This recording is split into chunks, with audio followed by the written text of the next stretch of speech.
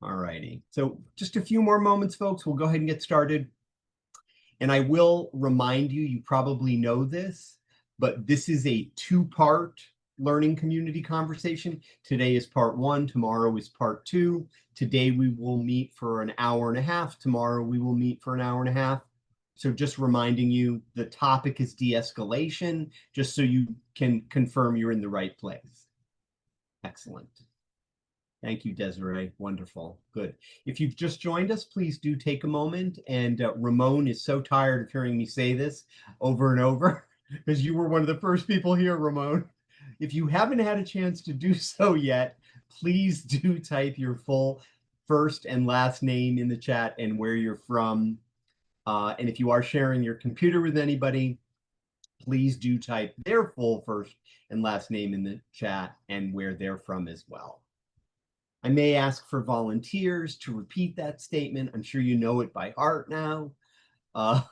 So thank you for joining us. Again, we'll give it just one more moment, and then we're going to go ahead and get started. I will assure you, though, because this is part one, we will end promptly on time. There's no evaluation after today. The evaluation is tomorrow. So we will end promptly on time. All right, folks, I want to say welcome, and I can, with a surety, I can also say welcome back. I see some familiar faces and some familiar names. Very nice to have you in the learning community today. I will remind you, I just said it a moment ago, but I'll repeat it. This is a two-part learning community conversation. Today is part one, tomorrow is part two. I do need to let you know, because if this doesn't work for you, you can always make an informed consumer decision. And that is simply this, that in order to receive credit for your participation, you do need to be here for both parts of the conversation, part one and part two. And if you're present, participate, and at both parts, you will receive the 3 hours of ongoing credit. If you can only participate today, you are certainly more than welcome to stay. And I need to let you know, unfortunately, we can't give partial credit, nor can we allow you to do a makeup. So you could make the choice. We will offer the course again. You could make the choice to come back at a time when you can participate in both parts. So I just want people to know that up front, because I don't want anybody to be disappointed if you were hoping that maybe you could get an hour and a half credit and you can't come tomorrow. I'm sorry, that's not a possibility. So just so I'm clear that you understand that, type the letter U for understand in the chat. Thank you. That would be great. Okay, good. Very good. And again, if you can only stay for today, you are welcome to stay for just today. But again, we can't give partial credit or a makeup. All right, I am going to, just by way of a very quick, brief introduction, because I'd really like us to jump into the content fairly quickly. My name is Paul. I am very fortunate to have the opportunity to guide and facilitate this learning community conversation on the process of de-escalation. I had the great opportunity to work with an extraordinary curriculum developer and trainer, Kim O'Neek Johnson, to develop this particular training / conversation. I'm going to guess it was about 9 years ago now. It, of course, has evolved over that 9 years, and it is a learning community conversation that is particularly popular. And I will tell you, this has never happened before, but believe it or not, since Monday, this is the 6th time I'm delivering and facilitating this conversation. That's never happened before. That has been so many times in 1 week, but it's pretty popular and it's pretty important. So today is number 6. Again, I can honestly tell you, in every one of those opportunities that I've had to be in a learning community with folks about this topic, I've learned something new. And I've been delivering this conversation, facilitating it for about 9 years. So there's always a lot to learn in regard to de-escalation, especially from people who do it frequently and on a regular basis. So again, thank you for being here. Thank you for making the time to be in the learning community. I am currently a research project director at the New York State Psychiatric Institute. I'm also a senior staff trainer and curriculum writer for the Northeast and Caribbean Addiction Technology Transfer Center. I'm a social worker by training, and I'm a graduate of Hunter College School of Social Work. And I'm very fortunate to be a member of the international organization MINT, which is the Motivational Interviewing Network of Trainers. I started my direct service work in 1991. And this is the cue for everybody who wasn't even born then to remind me of that, which people usually do. But that's when I began. And I provided direct care and services to people living with HIV and AIDS from 1991 to 2003. And then I made the intentional transition specifically into workforce development, specifically in the substance use services area. And that's what I've been doing since 2003. So again, very, very happy to have the opportunity to be here with all of you today. I am going to share my screen, and I'm just going to ask, when you can actually see my screen, if you would type the letter Y in the chat. Don't do it yet. I'm not projecting it yet. But if you would type the letter Y in the chat when you can see the slide, to just let me know, and it will kind of let go of my Zoom anxiety. So keeping my fingers crossed that you can see this. There we go. Fantastic. Thank you so much, everybody. I appreciate that. So again, if you can see the title slide, please type that into the chat. I can tell you that the 4 social workers has now officially been edited out of the title. We have found over this 9-year period that anybody who has conversations with people in the social service environment, and I mean anybody, can actually contribute and take things away from this particular conversation. What I would ask, there are 41 of us who have made the time to be in this learning community conversation today. And what I'm going to ask, just as an overarching agreement between us, is that we talk with each other in a way where we intentionally use language that is respectful, welcoming, and inclusive of everyone who's made the time to join, to participate in this learning community conversation.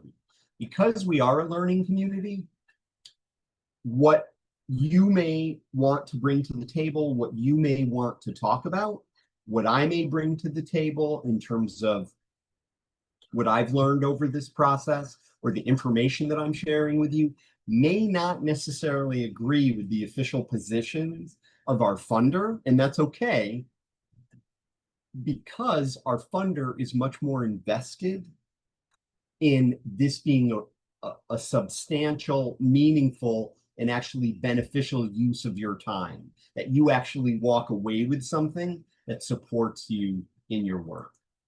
A couple of other guidelines. Welcome back. If you have not yet done so, and I think just about everybody has, but if you have not yet done so, please take a moment and type your full first and last name and where you're from in the chat. If you've done it already, you don't need to do it again. But if you haven't done it yet, please do, because that's our timestamp that you're here, and that we can, in all good conscience, send you a certificate if you participate in both parts for 3 hours of credit. There will be a brief evaluation at the end of tomorrow. I will do my best to make time so that you can complete that. We don't have that worry or that challenge today, so we don't need to worry about the evaluation today. A couple of additional guidelines. What I will ask is that if you are able to activate your camera, that you please do activate it and please do be on camera for the full hour, little less than an hour and a half now. Now, having said that, I want to acknowledge and be very respectful of the fact that some people make it very clear that being on camera is counterproductive to the way they learn, the way they process information. And I understand that and I respect that. I would also say if the context that you're in for some reason concerns you about having your camera on, I will certainly accept and respect that too. What I would ask though, is if you're not going to be on camera for whatever reason, that you just send me a direct message and alert me to the fact that you heard what I said and you're not going to be on camera. So again, just send me a direct message. You don't need to send it to everybody else. Just a direct message to me if you're not going to be on camera. If you're not on camera, do not let it stop you from participating. If you're able to unmute, if you have a microphone and it works, if the chat works for you, don't let not being on camera keep you from participating and contributing to the conversation. I would ask, because there are 42 of us now, that if until you have something that you actually want to say or add to the conversation, that you remain muted. I will also add that if at any point in our time together, there is something you want to say, there's something you want to react to, there's something, information you want to share that you know, or there's a relevant experience that you've had, do not hesitate to interrupt me mid-sentence to just say, hey, unmute and just say, hey, Paul, I'd like to add something here. You are free to interrupt me. What I would ask, though, is that if Alberto has the phone, has the floor, not the phone, but if Alberto has the floor and is making his point, that nobody interrupt him, that we offer him the respect to listen to what he has to say uninterrupted. And if there's something you want to add, feel free when he is complete. And we're offering that to Alberto and everybody else in the learning community. So we want to let people speak and not be interrupted. Other than me, you can interrupt me at any point. Questions, reactions, information, comment. The last thing that I'll ask is that you consider making I statements. I believe this, I know this, these are my values. I will do my best also to make I statements. Usually when I make an I statement, I'll raise my hand and say, I'm making an I statement. You don't have to do that, but that's what I do. So I'm going to advance the slide to our goals, but I'm going to take the slides down for a minute because I'm just going to ask for a visual or a digital commitment. Can everybody agree to those guidelines as stated? You can wave, you can nod, you can give a thumbs up. Thank you, Carter. You can directly deposit to my savings account. Whatever works best for you. Excellent. All right. Good, good, good. All right. So people are agreeing. Thank you. I appreciate that. Those are our guidelines as we work together today and tomorrow. I'll remind you of them briefly tomorrow as well. I'm going to share my screen again. Oh, thanks, Vanessa. Excellent. Your thumbs up is staying in the corner right there. Fantastic. So I'm going to share my screen again, and we'll just touch briefly on the two primary goals. Desiree, your thumb is staying up there a long time too, which is great. We'll touch on the two primary goals of this conversation, and I'll just expose you to the learning objectives that we're going to focus on as well. And there's one particular learning objective that I'd like to ask the learning community a question about. So I will invite you to unmute and respond to this question, and or if you'd rather respond in the chat, you're more than welcome to do that too. But I will identify that when we get to that learning objective. Okay? So we're just going to briefly review the goals. We'll go into the learning objectives, and then we'll have a little bit of a conversation. So the way I think of this conversation, honestly, folks, is that there it can be useful, and I leave it to your discretion and your experience to determine whether you find this useful or not. I will throw out that I personally have found this useful. Other people in this conversation have said they find it useful. If we can normalize the fact, or normalize, fact is the wrong word. If we can normalize the phenomena of that when people come to receive services, either they do that physically on site or they may receive services online, that there is a strong possibility that they may come to that experience, to that exchange, with some degree of heightened feelings. Now, don't misunderstand me. I'm not saying that everybody who walks through the doors is escalated. I'm not saying everybody who walks through the doors at all is in either the fight, flight, fawn, or freeze responses. What I am saying is that there can be benefit in considering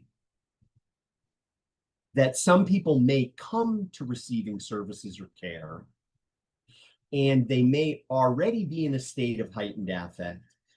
And the reason it's important, I think, to consider in regard to de-escalation is that could mean, doesn't always mean, but it could mean that they are more susceptible to escalating if indeed they are triggered or something happens to trigger them. So I want to normalize that as just kind of the landscape that we navigate. The second thing is, as far as our goals are, today and tomorrow, we're also going to look at ways of interacting, ways of being, and ways of communicating with people that not only can be very effective when we're actively de-escalating something, it can also be effective as a preemptive strategy. And it's very interesting because yesterday, time number 5, that I was delivering and facilitating this conversation, I was in person with those folks, and we did a particular role play scenario that actually really played into how we can use some of these tools and skills preemptively to possibly decrease conflict or soften it, and to actually promote collaboration. Again, these are tools that you can use when you're in the heat of the moment de-escalating. They can also be used in a preemptive way as well. So those are the overall 2 goals that we have for our 3 hours together. Here are the learning objectives. No drum roll necessary. And what I'd like you to really place your focus on at this particular moment is the 4th bullet. Now, we're going to hopefully touch on all of these over our 3 hours together. The one I'd really, really like you to focus on at the moment is identify and commit to 2 self-care activities. Now, before I stop sharing my screen, I'm going to ask you to just ponder that for a moment and why I might be inviting you to take a moment and focus on that. Identify and commit to 2 self-care actions. Now, here is the question that I'd like to pose, and I'll invite you to unmute to respond to this question, or if you want to respond to it in the chat, that's fine too. Whatever works best for you. The question is this. Good afternoon, Layla. This is a conversation that is focusing on the process of de-escalation. I am intentionally also putting on the table with that conversation about de-escalation your self-care activities and your well-being. My question to you is why am I placing both of those things on the larger plate of our conversation as a learning community about de-escalation? Why am I intentionally putting those 2 things together? So the floor is open. That's basically the question. Misty is quick on the type, and I'm going to read what Misty wrote in the chat. And again, please unmute if you want to comment on this too. Misty writes in the chat, you have to be in a good place to begin to de-escalate. Okay. And Misty, if you want to unmute and say anything more about that, please feel free. Vanessa also adds for grounding purposes. Okay. Stacy adds, my reactions and feelings will impact how I react to others. And Stacy, again, I don't know if you're able to or if you want to. Would you be willing to unmute and say a little bit more about that? And that's open to everybody. But Stacy, are you able to? Are you willing? You can say no in the chat, whatever works best for you. You can always pass. But I'm willing to. So this is Stacy. Yeah, so I just think that, if I'm not in an emotional good space, that sometimes I can misinterpret what someone is saying. But I'm responding more to my internal stuff that's going on or what's going on in my life versus what is really happening in front of me. So I have some of that displacement of my emotions and responses. So it's really good that, we found a balance in that we are, solid and we take care of our own mental well-being before we kind of support someone else, and so that we don't interfere in that process as we try to de-escalate situations. We can escalate them easily. Yeah, absolutely. And Stacy, as I was hearing you say that, you actually made me think of something that I'd never really thought of before. And it's a word that begins with the letter D, which is distortion, meaning that if I'm not regulated or I'm not in my best place, I could actually misinterpret what's going on in the moment. And I might respond to it in a way that's less accurate and perhaps less helpful than I might if I was more grounded. Did I hear that correctly, or am I adding something that you didn't even imply? No, you're absolutely right. You said it very well. Okay. Thank you. Thank you for putting that. Yes, please. Antonio B. Antonia. Yes, Antonia. Yes. Hi. Go ahead, Antonia. Yes, so I just wanted to give an example of what I observed with myself, that I usually have very hectic weekends and I end up not being able to give my best on Mondays. So I had to take like a self-care day break on Mondays so I don't see clients. I work on reporting and research while I start seeing my clients on Tuesday so I can give them the best of myself. Wow. Yeah, so that was just an example of what I could relate to what you were talking about. Thank you, Antonia. And again, you're kind of offering a strategy that if you're able to, you can arrange your work schedule in such a way that you're doing things maybe when you're not quite at your most perceptive, most grounded. You can arrange your work schedule in such a way that you're focusing on other tasks as you're kind of getting more grounded or regulated, and then you can meet with clients. And again, I want to acknowledge, I'm really happy that you have that option, Antonia. I want to acknowledge that there could be a lot of people in our learning community who maybe don't have the option to arrange their work in that way. Yeah. Any other thoughts, folks, about why I'm putting those two things, in addition to everything that everybody has said and written, why I'm putting those two things, the process of de-escalation, your self-care activities, your well-being, on the same plate? Stephanie, you look on the edge. Maybe you're reading something else. No? Okay. All right. You'll let me know. Just unmute if you want to add anything. Fantastic. I think some other things came in the chat. So let me just quickly check that. And again, if anybody else wants to unmute. Okay. So Lanita writes, reactions, feelings, and energy is transferable. Yes. That really came up yesterday in the face-to-face that I was involved in yesterday, Lanita, this idea of energy transfer. Linda also adds, my demeanor is perceived by others. Yeah.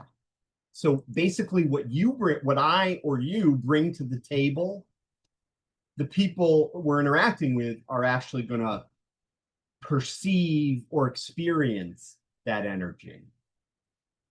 Let's see, something else just came in the chat. Shaquoia, and I could be pronouncing that wrong or right, you'll let me know. writes, practicing mindfulness and meditation helps keep the stress low. And that's a self-care activity, and I really appreciate practicing. It's something that you do to intentionally address the stress. Anybody else want to comment on why those two are on the plate together? And feel free to unmute, or you can put anything else that you'd like to say in the chat. Okay. And if anything comes to you and you want to say anything else, don't hesitate to unmute, put it in the chat. I'm gonna take a quick poll. Your responses, you have 3 options of response. You can agree, you can be unsure if you agree, or you can disagree. So A-U-D, A-U-D. I'm going to make a statement. And trust your gut on this, which we're just having a discussion. Your ability to effectively and safely de-escalate a situation is directly linked to your emotional, physical, and spiritual state in the moment. I'll repeat it one more time. I see people casting votes already. Okay. So I'll repeat it one more time. Your ability to safely and effectively de-escalate is directly linked to your emotional, physical, and spiritual well-being in the moment. So it looks like, if we could, would one person who said agreed be willing to unmute and say why you agree with that? Just one volunteer to unmute and say why you agree with that particular statement. And again, I'm just asking you, so it's your answer. There's no right answer to this question. Antonio, please, the floor is yours. Grand rising to everyone. I know we're on different time zones out here. It's only 10:30 for me. I like what you said. My ability to de-escalate, is it linked to those resources? I truly believe inside of me, yes. And without those things, I lack the ability to de-escalate. Actually, I will escalate if I don't have those things in order in my life.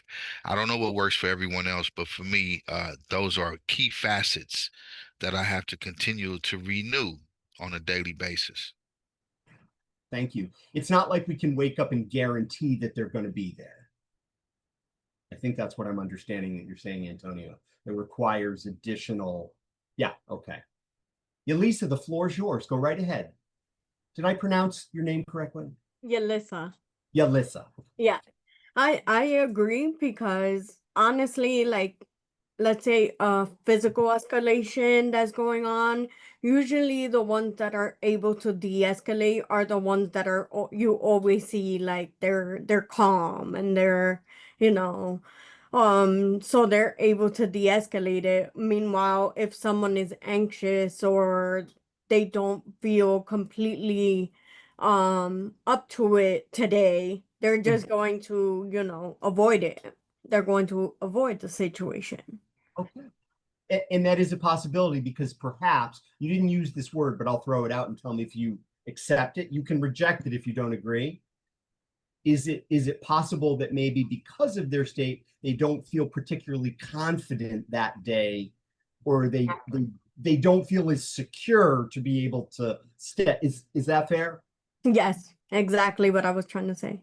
No, you said it. I just borrowed it. Thank you. Thanks so much. Vanessa, please, the floor is yours.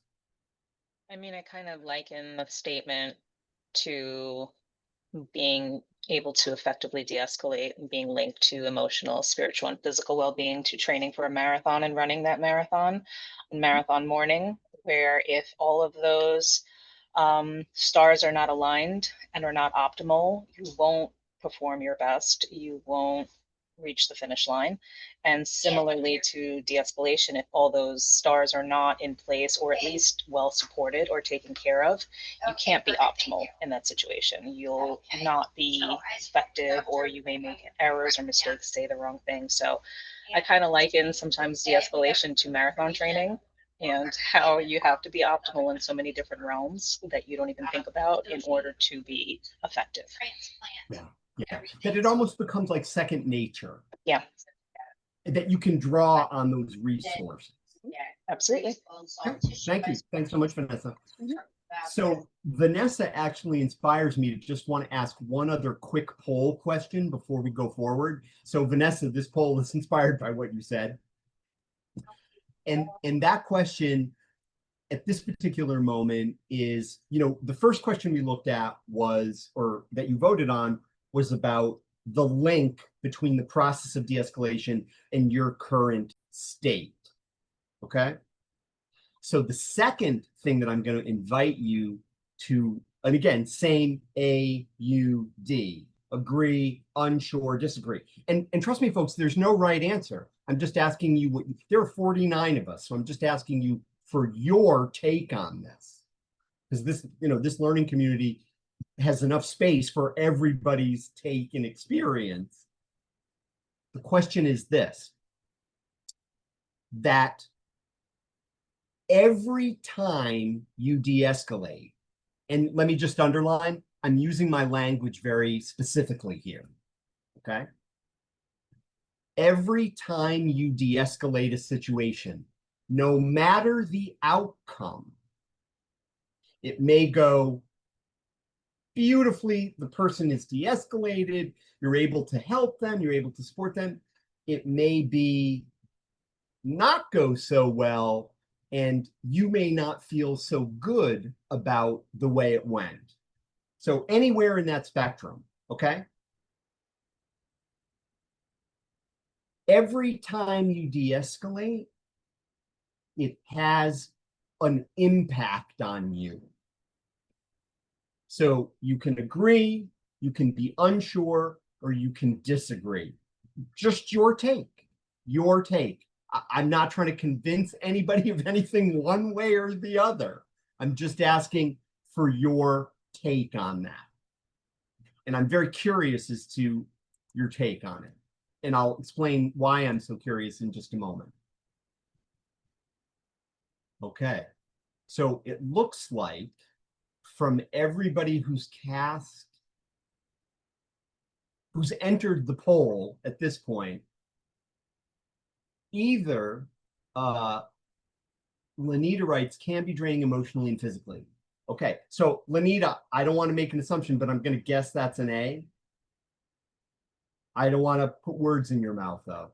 You let me know. Oh yeah, you already put an A. Okay, I just saw that. Yes. Okay, so that's an A. All right.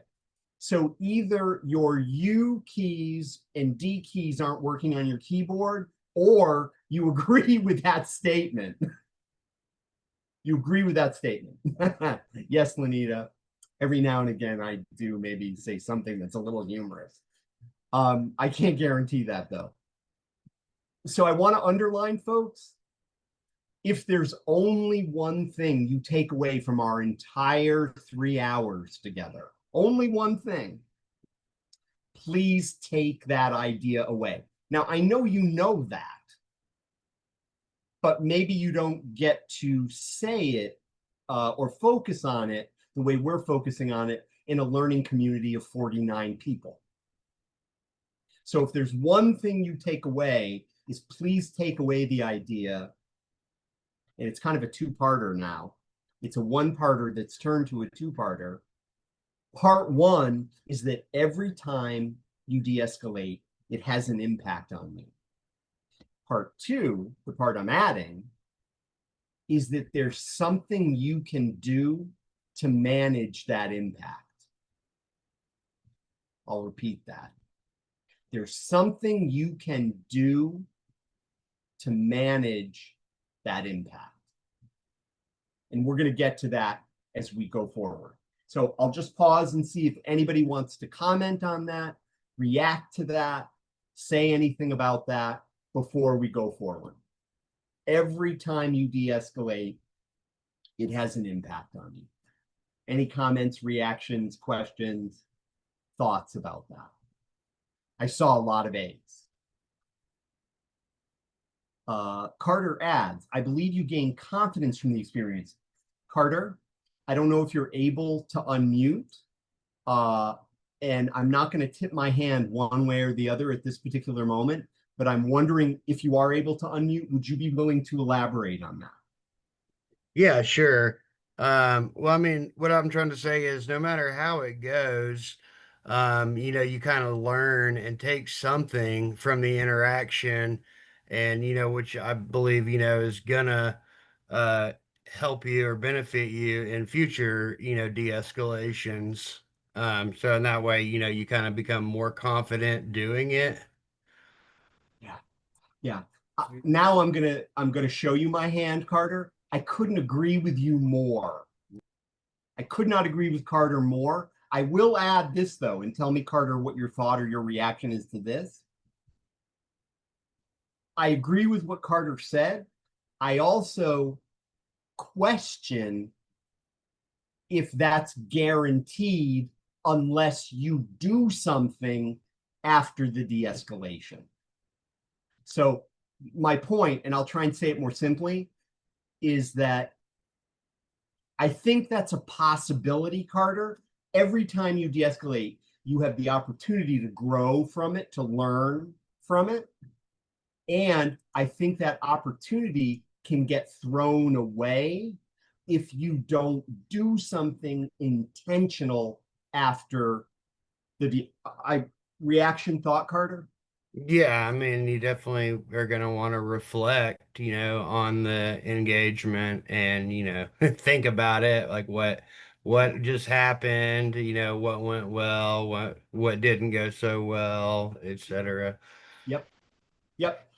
And I'm going to throw out, I couldn't agree with Carter more. I will throw out, and maybe there's nobody in this learning community.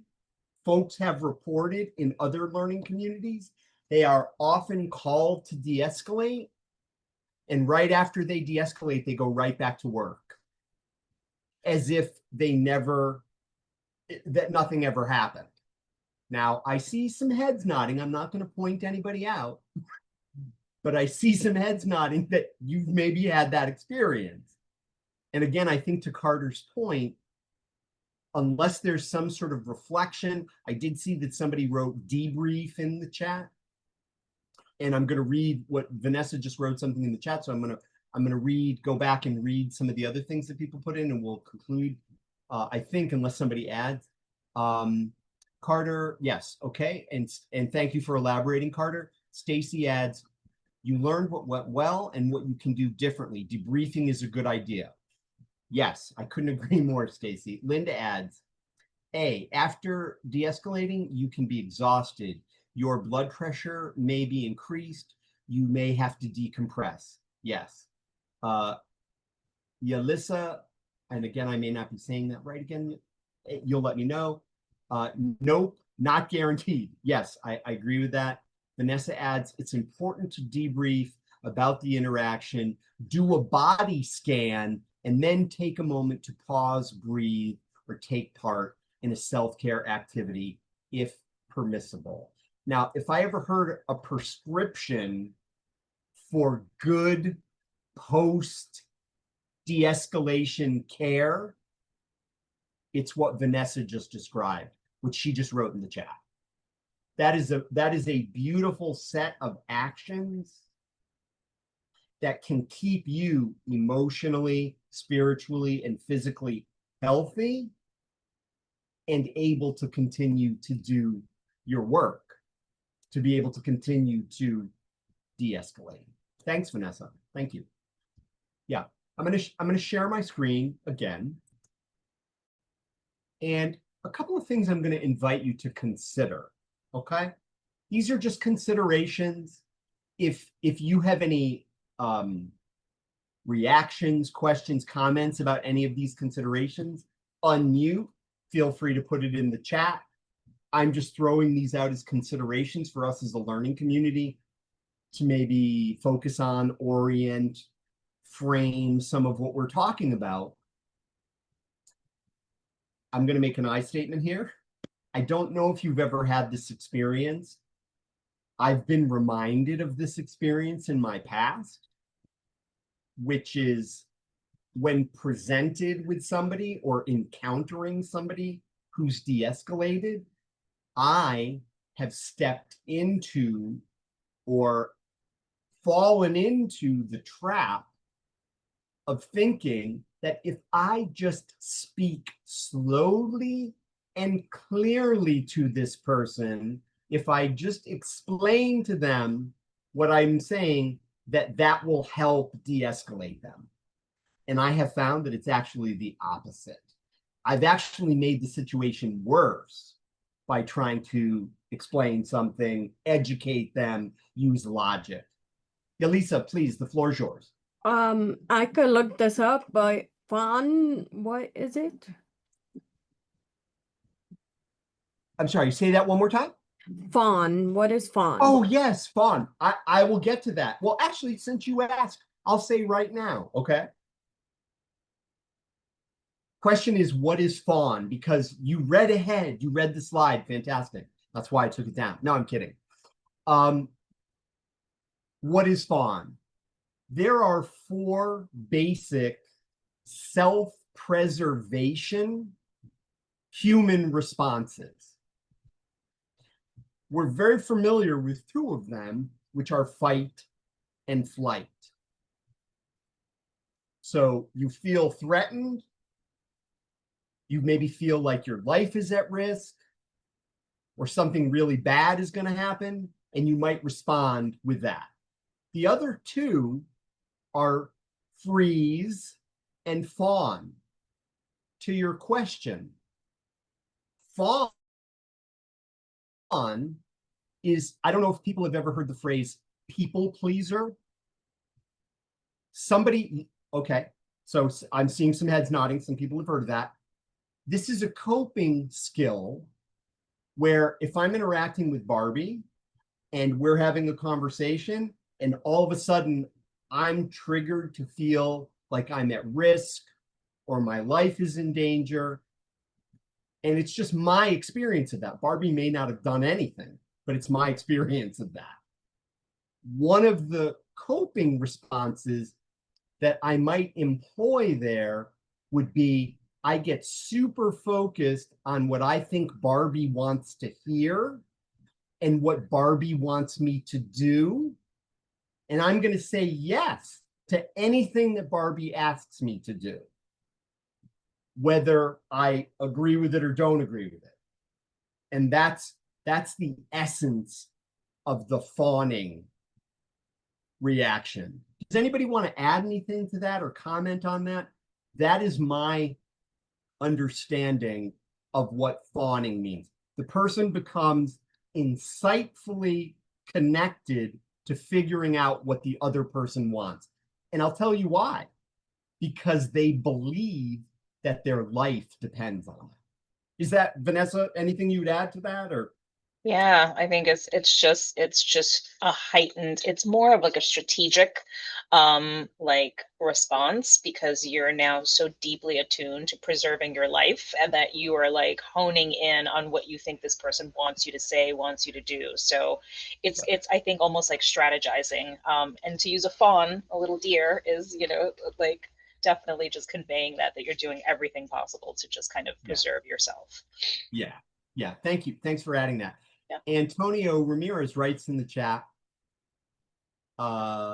instead of fighting back, running away, or freezing, the person survives by becoming what the other person wants them to be.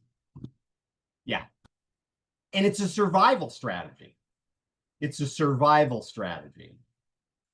So any thoughts or reactions? Did that answer your question? Yeah. Okay. So the other one that I just haven't mentioned,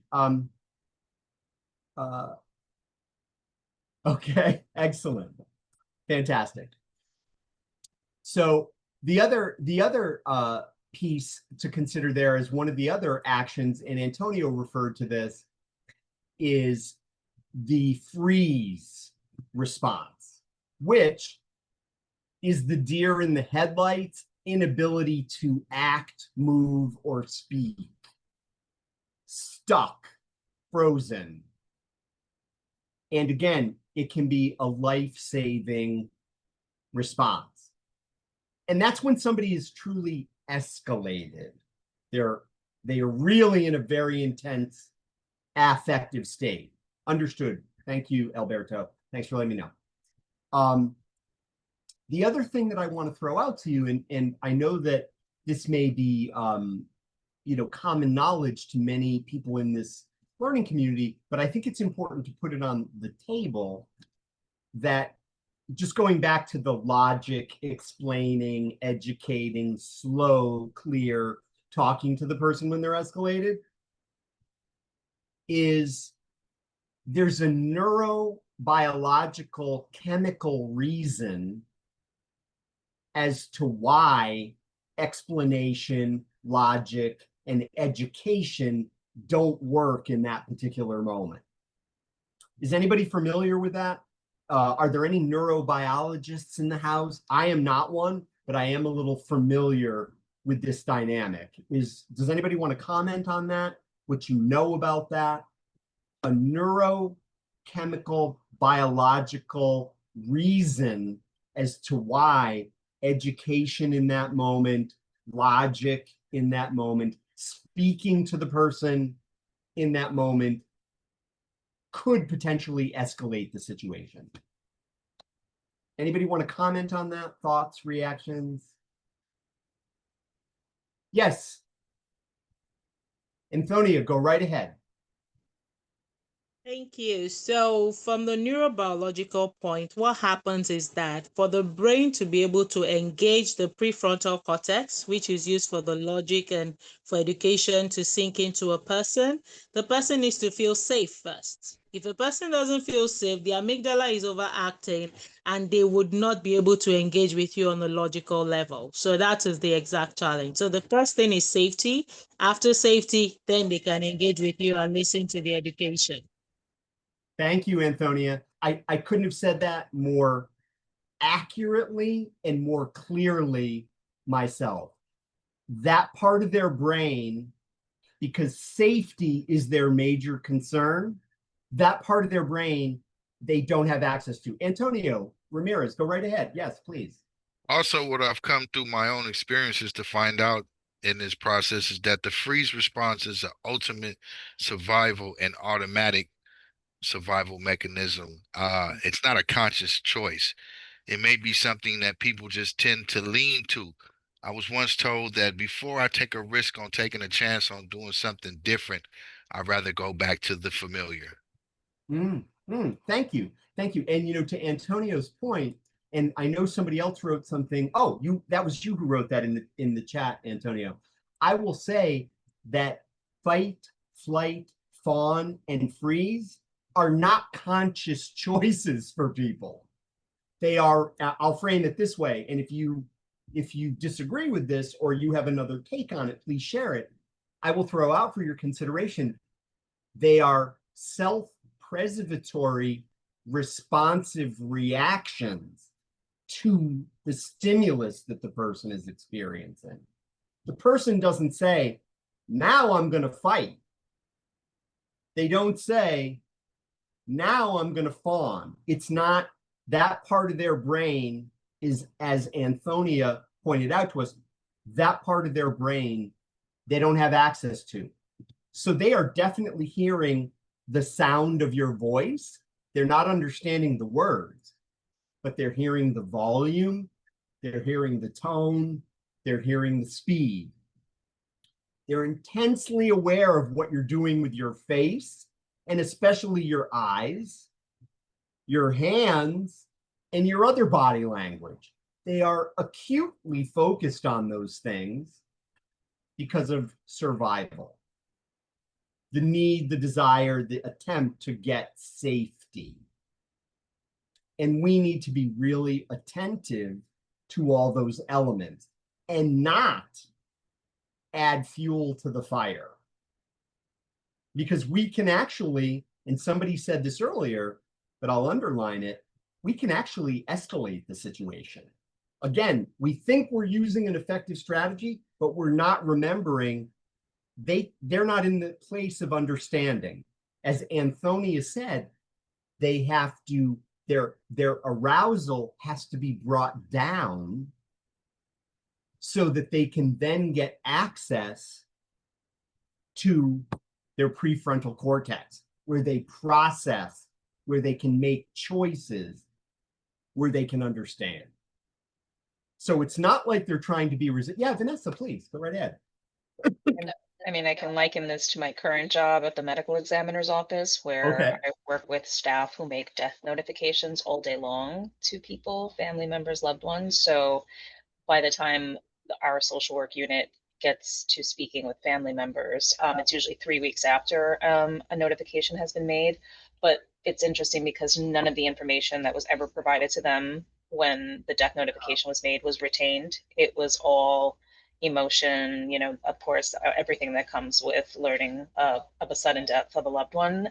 So nothing is retained. It's all emotion. And then 3 weeks later, they're like, I don't remember any of that. Can you help me out? So it's like, yes, we can do that. But it is all true. You're not processing. You're not hearing. You're all amygdala. You're all emotion. Yep. You just don't have the capacity in that moment. Yeah. It's not like the person is trying to be resistant. It's not like they're trying to be defiant. They just can't do it in that moment. And, you know, Vanessa, thank you so much for sharing that, because you took me back to a time when I worked with people who were diagnosed with AIDS, and they would be diagnosed, and then their provider would talk to them about the medications they had to take and when they had to take them and how many times a day they had to take them, and with food or not without food.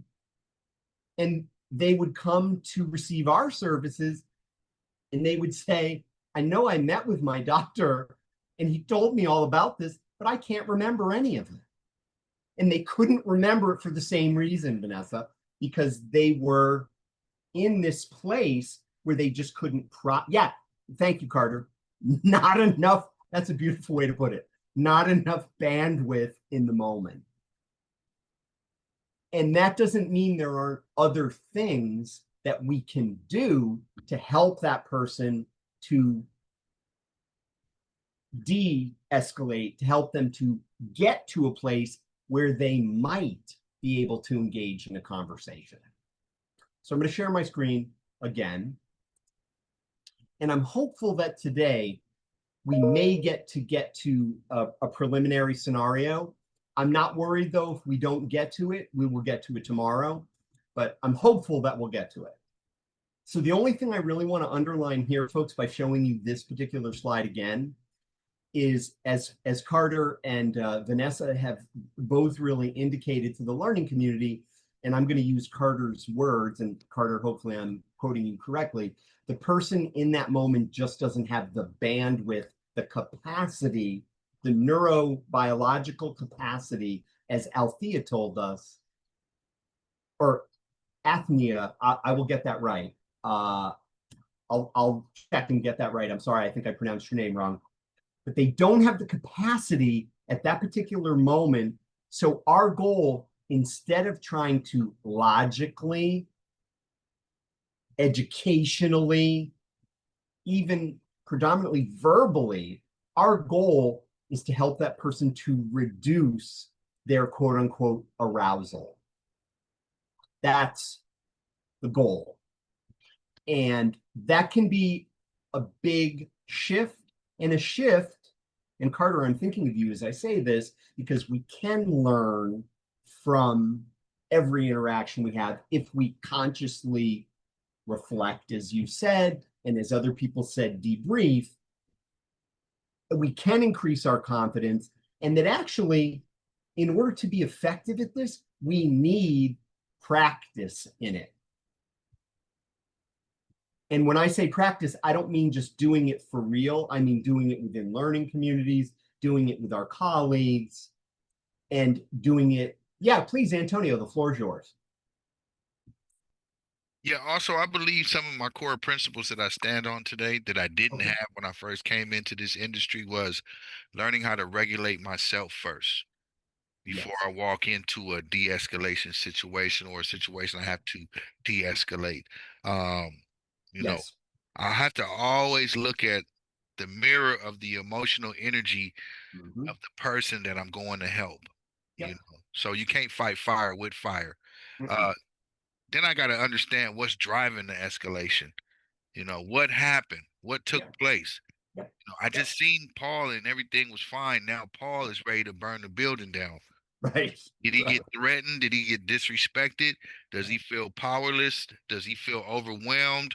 What's going on with Paul today? Because usually Paul doesn't go off like this. And then I have to learn to just actively listen before I try to solve this situation. You know, I'm not trying to solve it. I need to hear. One of the biggest mistakes that I made early on as a helper was trying to fix the problem too quickly.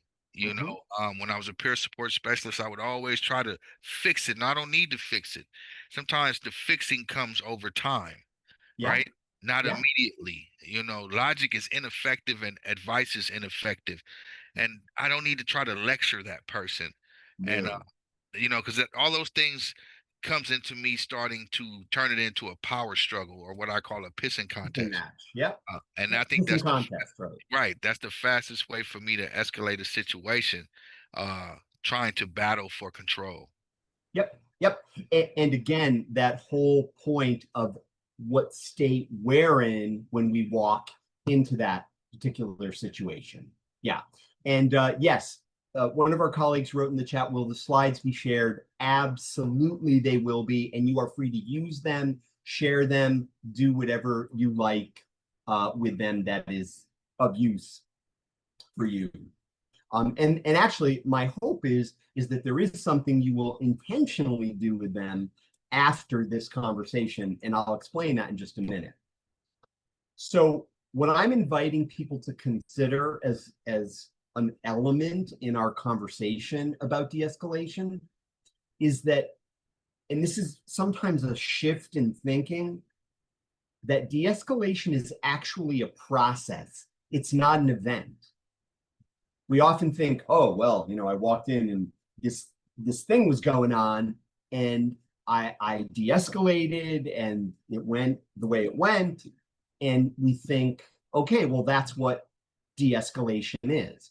Well, what I would like to throw out for your consideration is that if your goal, and we talked about this very early on in our conversation, if your goal is to intentionally and safely de-escalate, you are actually preparing and getting ready to do that long before there's ever an event that you respond to.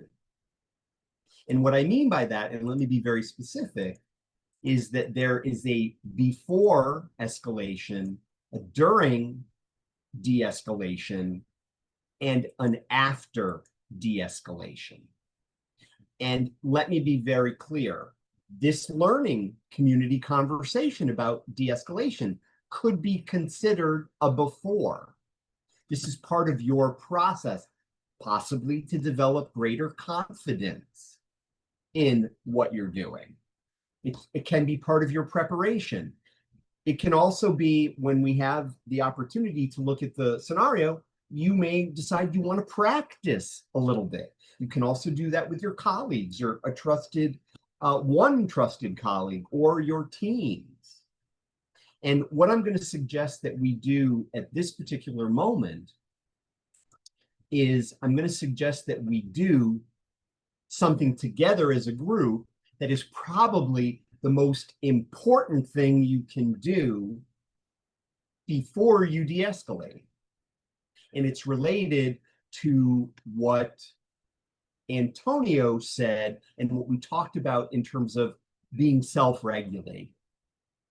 So what I'm going to ask everybody to do, if it's safe for you to do that, is I'm going to ask everybody to take a nice deep breath in and just let it go.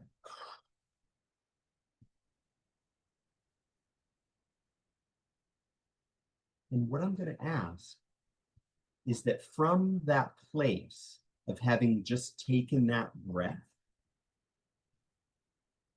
use the chat and type 1 or 2 words that describe your current state.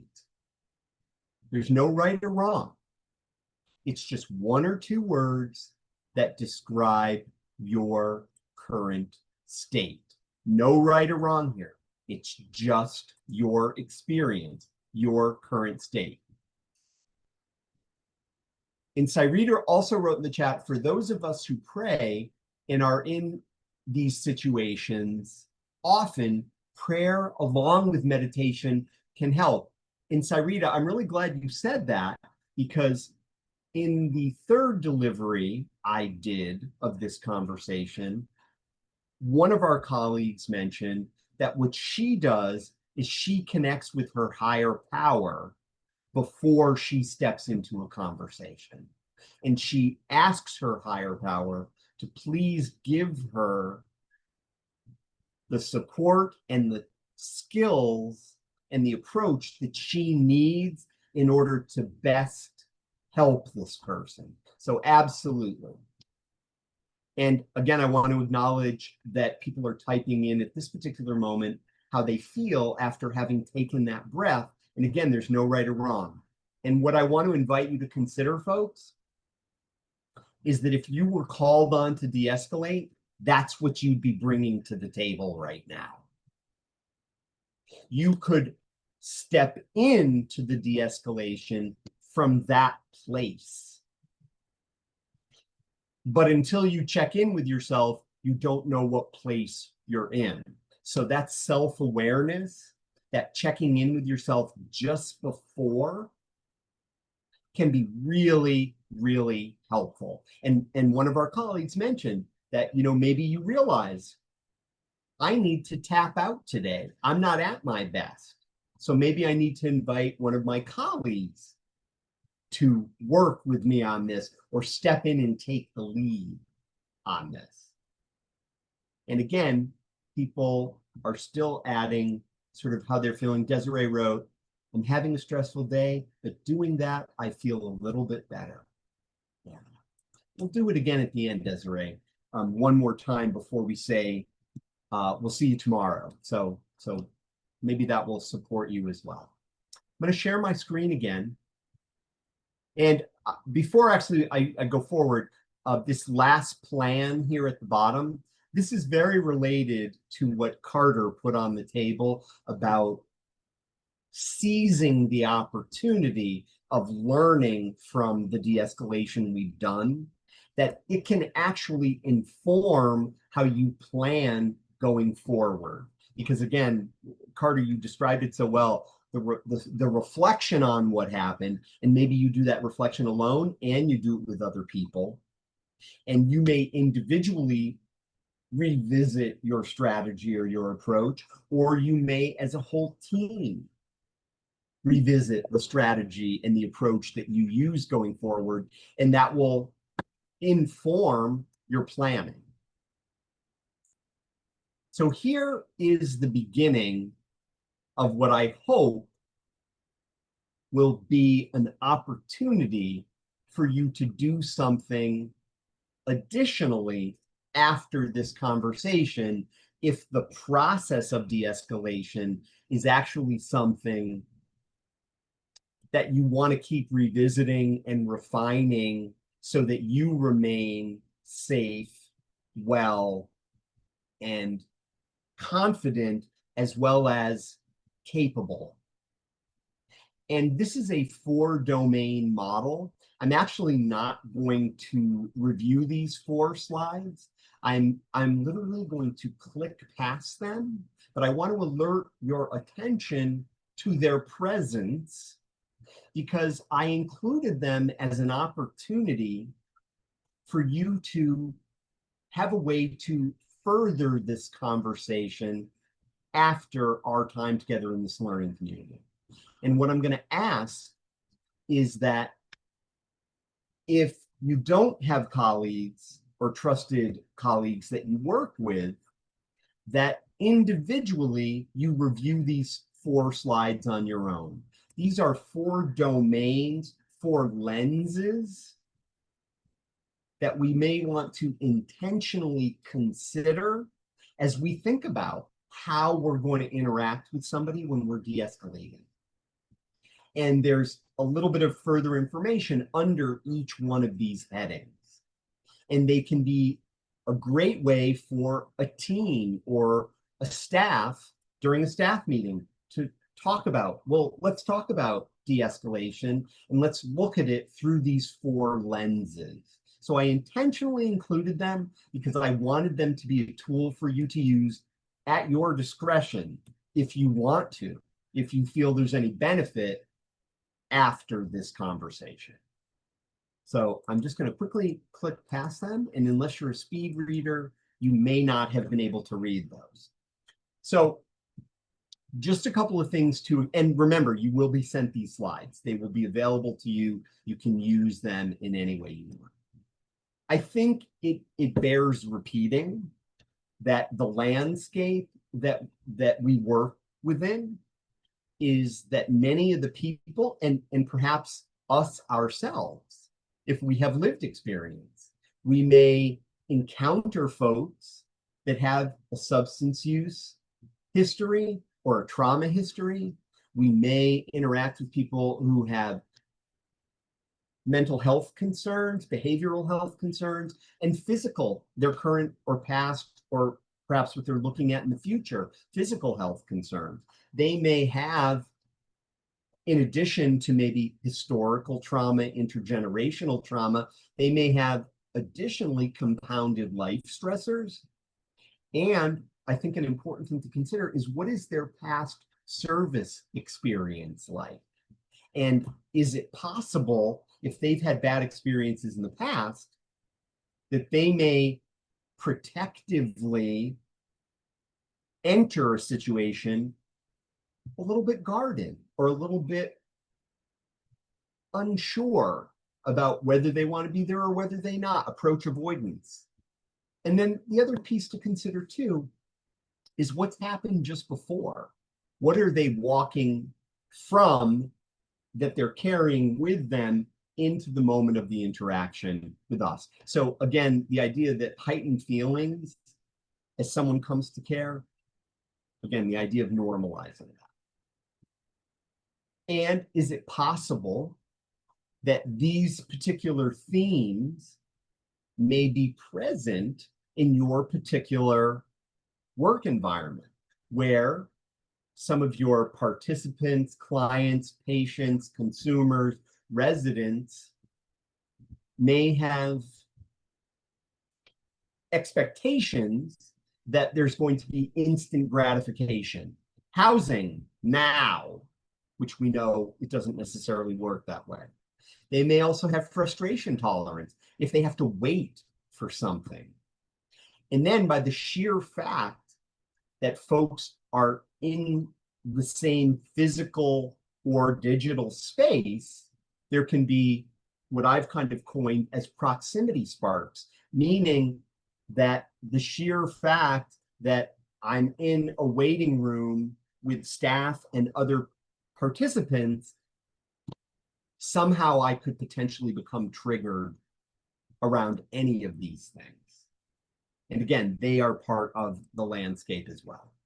So before I invite the computer to read this scenario to you, and I'm getting a sense that some of you are probably reading it right now, and that's okay, feel free, but the computer's going to read it to you in a minute. I want to tell you just 2 things about this scenario. And this is probably, I'm getting a sense this is probably where we may pause for today until our work again tomorrow. One thing that I'd like to tell you about the scenario: there's no escalation going on here. Okay? There's no escalation in the moment of this scenario going on. So in some ways, you can think about this particular scenario as a preemptive de-escalation. Remember we talked about that a little bit in the beginning? This is a scenario where how we interact could have a preemptive effect, so there is no escalation, or it could have an escalating effect. It could drive the situation into some sort of confrontation, which could be intense. So this is a preemptive opportunity. The second thing I'll tell you before I let the computer read this to you is there are 3 primary characters involved in this scenario. And we, the learning community, are one of these characters in particular. And I will tell you which one, and I'm sure you figured it out already, but I will tell you, I can see by the smiles on your faces, you know who you are, but I'll underline it. Character number 1, who we are not, is Jody. And Jody is the resident living in this women's transitional housing program. Character number 2, who we are also not, is Andy. And Andy is Jody's boyfriend. And Andy is still visiting with Jody. He's still in her room. Character number 3, Dave. We are Dave. Dave is the staff person. Dave is on site alone at this particular moment. He does have telephone access to his supervisor, but we are Dave. I'm going to let the computer read this to you, and then I'd like to get your thoughts and your impressions about the scenario. And I will just remind you, we are Dave. Jody is a client in the Women's Transitional Housing Program. It's Friday night, and her boyfriend Andy is visiting her in her room. Andy is still visiting, and it's past the required curfew time. Dave, the staff person on site, knows this is against the program guidelines. He's concerned about going up to Jody's room to ask Andy to leave because Jody is known to cause a scene. So far, it's been a quiet night, and Dave wants to keep it that way. So far, it's been a quiet night, and we want to keep it that way. We want to keep it that way. Thoughts, reactions to the scenario. Floor is open. Barbie, you look like you have a thought. I could be wrong. I could be absolutely wrong. What do you think, Daves? How would you proceed? What's your reaction? Does it seem realistic? And this is considering. I don't know. I could be realistic. I don't know. I'll go. Go ahead, Carter. Well, being that what I don't know if you just said it or if it was in there, but being that we're there alone, we might want to call the supervisor and let them know, hey, this is going on. I'm about to go address it. And that way, they know what's going on. Okay. You can, if they don't want you to, they can tell you that, if you want to wait for somebody else to get there, or if they want you to handle it, at least they know, Okay. Thanks, Carter. So Carter, along with Cyrita, are both kind of saying, like, I'd want to check in with the supervisor before I did anything, because they may advise me not to intervene, possibly. Or it might just be supportive. Yeah. Antonio, the floor is yours. Well, once again, the de-escalation begins before the interaction even starts. Okay. For me, because I'm Dave, right? Yeah.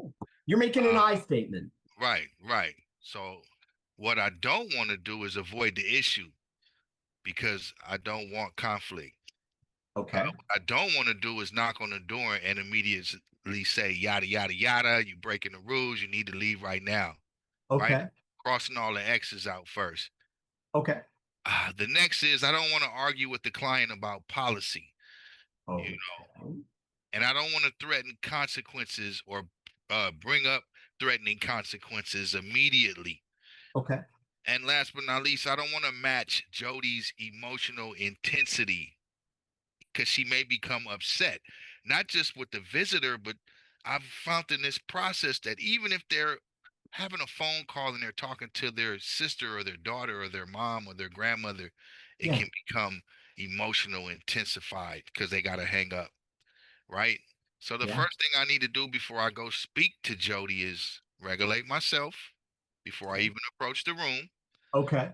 remind myself to stay calm, Okay.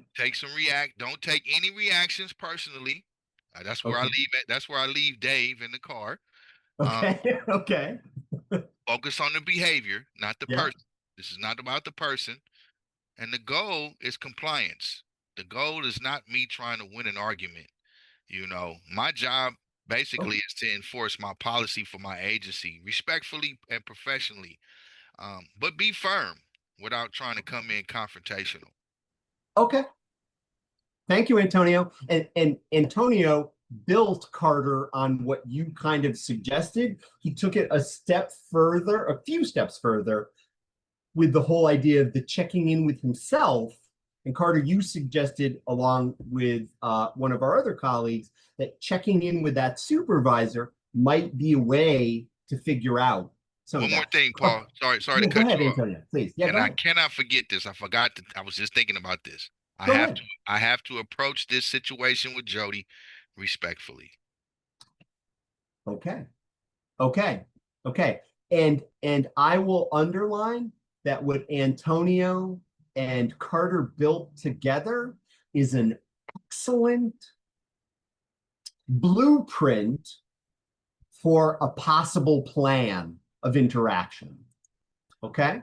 Now, a couple of other people wrote some things in the chat. Let me acknowledge them. Natalie writes, I would go with respect and with calm attitude and mood, inform her of the rules and regulations. If it escalates, call your supervisor. Thank you, Natalie. Jessica adds, this used to happen to me a lot when I worked for the DHS shelter system. As much as I didn't want to, I always reached out to my supervisor to warn them that I will be enforcing, or just to cover myself that I'm not just allowing people to break the rules. Now, I want to read what other people wrote too. And Yalisa wrote, can't there be a warning? I love the fact that you put that on the table. There was a warning 15 minutes ago that went over the PA system that was piped into everybody's hallway and room, that it's 15 minutes before curfew. Please escort your guests down to the floor. And Andy is still there. Now, I thank you for adding that. And I wanted to comment that this idea of checking in with the supervisor, again, so you're not alone. Fantastic idea. And I will also identify, and Antonio mentioned this, that we have to do our job. We have to do our job, which is maintain the agreements that everybody who lives in the house has, which is that they'll abide by the curfew. So we do have to do our job. And some people have said in learning communities, and you don't have to reveal it if you thought this, some people have said, I think I'll just wait until the morning to talk with her. I'll just leave it alone. And some people have said that as their strategy. That could have its own set of circumstances. Vanessa, the floor is yours. So I was thinking about this for a bit, because the thing that always I think gets us is knowing the person has a tendency to kind of like, just escalate and to put on to make a scene and so forth. So Jody's the type of person you have to plan for. So more so like exactly what Antonio was saying, definitely take the breath, plan, right? What is the plan of action here and how are you going to approach it? But most importantly, I think with Jody, what would be beneficial is doing like some sort of a transitional warning when you like approach the area, like basically going in there, reaffirming the rules, right? This is what's going on. Guys, I'm going to give you another 5 minutes or so. Okay, yeah. I'm going to be fawning just a wee bit. I'm going to do a little fawning because I want to try to keep the peace and I also want to try to get Andy to leave. So maybe a 5-minute transitional morning, and I'm going to come back with clear directives on how I'm going to approach this and what I'm going to do, and then come back in 5 minutes and, basically reiterate and stand there. I'm gonna plant myself outside the door. Stand there and just gesture for Andy to come with me and then leave. And, this would be sort of my approach. Will it work or not? I don't know. But at least I'm approaching it from that perspective of like, there's a plan, there's a transitional warning, and let's try to make this work. Let's be collaborative here. Okay. Now, I do have to acknowledge something that came into the chat, which I found really, really charming. And I just want to, Lanita wrote in the chat, Dave is fawning. He could very well be. You could be right, Lanita. We hopefully, let's hope he's not. Antonio Ramirez writes in the chat, Jody, I understand you may not be happy about this. My role is to make sure everyone follows the same guidelines. Visitor hours have ended, so Andy will need to leave for tonight. I appreciate your cooperation. If you'd like to talk more about the policy tomorrow, I'll be happy to help connect you with the appropriate staff. Okay, so Antonio is moving into what he might say, how he may carry out his plan. And this is a very appropriate moment to underline this. There's no one right way to preemptively address this situation.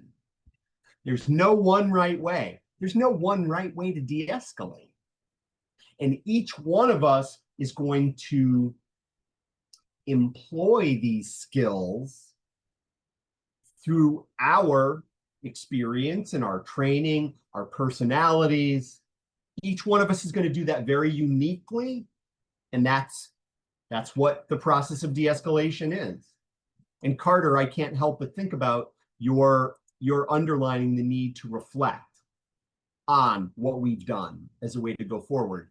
Jessica writes, sometimes if I had good rapport with the client, regardless of action, I try to use that to open the conversation so that they don't take it as authoritative discipline. For example, knock, knock, hey, Jody. So I know you know why I'm here. It's been 15 minutes. I hate to do it, but you know the rules, and I can give you a copy, but friend has to go. He can come back next cycle. Okay, Jessica has also moved into what she might say to Jody, again, building on that collaborative partnership. Shaquaya wrote, Andy would need to leave tonight, but he can come back during regular hours tomorrow. Yes. Carter adds, maybe Andy might not be allowed to come back the next day since the policy was broken. Just a thought. And it does depend on the policy. We are going to conclude with one final question, because there will be an opportunity to speak to Jody tomorrow. I'll repeat that. There will be an opportunity to speak to Jody tomorrow. So think about if you want to speak to her or not. There will be an opportunity to speak to her. Final question in the last minute that we have. I was thinking about that the whole time. Like, why are we jumping to conflict when we don't even know yet what her reaction is gonna be? Like, we're over here like planning to fight her. Possibly. I'm going to ask a very practical question in the last moment, and I really appreciate that you just put that on the table. We have no idea what the reaction will be like or what the conversation will be like. So very practical question. You can vote in the chat in your last moment. Are you going to speak to Jody alone, or are you going to speak to them together? So if you're going to speak to Jody alone, type an A. If you're going to speak to them together, Jody and Andy, type a T for together. So far, I have only seen, and my eyes are picking this up fairly quickly, I have only seen A's, alones. Okay. All right, folks, Jody will be here tomorrow. A and T, I love that, both. Jody will be here tomorrow. You will have an opportunity to speak to her.